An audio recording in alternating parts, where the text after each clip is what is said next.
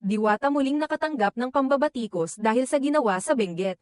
Ang internet personality na si Deo Balbuena, na kilala bilang Diwata, ay nakatanggap ng matinding kritisismo mula sa mga netizen matapos ang kanyang mga aksyon sa kanyang pagbisita sa Benguet.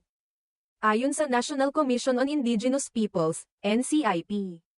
Pinagtawanan ni Diwata ang mga katutubong Igorot nang magsuot siya ng tradisyonal na kasuotan ng mga Igorot habang gumagawa ng mga kakaibang galaw at kilos.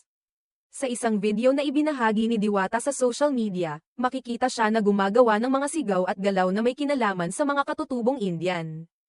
Na malayo sa tamang representasyon ng mga indigenous people, IP, o katutubong tao.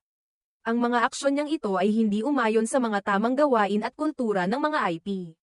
Bilang dagdag, tinawag ni Diwata na costume ang kasuotang ipinakita, na ikinagalit ng NCIP, na nagsabing ito ay isang halimbawa ng hindi pagiging sensitibo sa kultura ng mga katutubo. Ayon sa NCIP, ang ganitong uri ng asal ay nagpapakita ng kakulangan ng paggalang sa kultura at tradisyon ng mga katutubo sa bansa.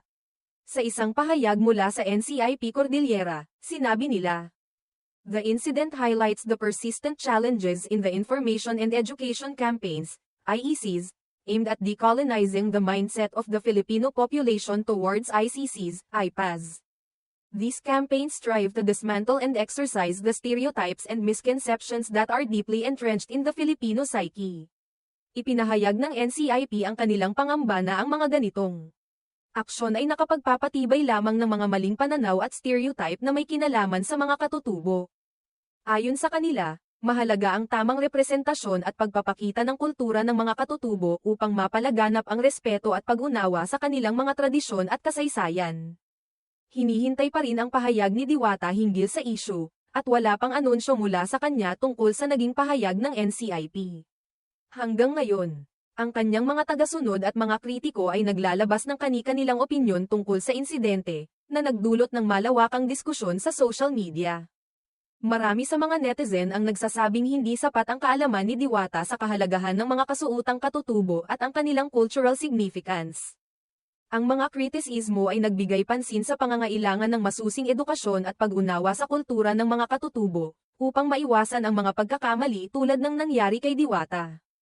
Ang insidenteng ito ay hindi lamang isang isyu ng pagpapakita ng kawalang respeto kundi pati na rin isang paalala sa kahalagahan ng pagiging sensitibo sa mga kultura ng iba.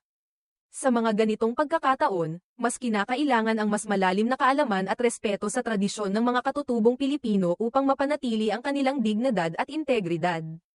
Sa kabila ng mga isyu at kontrobersya na dulot ng insidenteng ito, patuloy na umaasa ang NCIP at ang mga grupong nagtatrabaho para sa mga katutubo na magiging daan ito upang magsilbing aral para sa lahat, na may kaugnayan sa mas mahusay na paggalang at pagpapahalaga sa kultura ng bawat isa sa ating bansa.